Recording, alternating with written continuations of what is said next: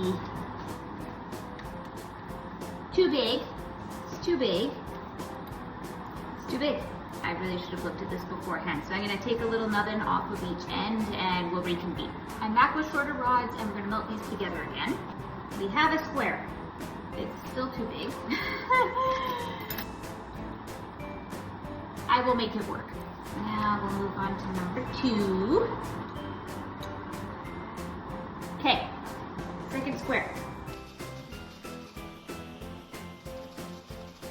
Okay.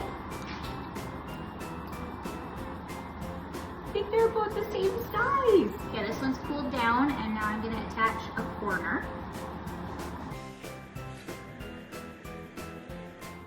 Well, that's not 90.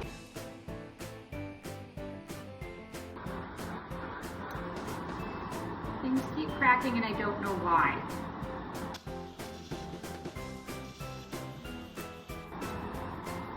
Not together anymore. Nope. Okay. Try to get these back together.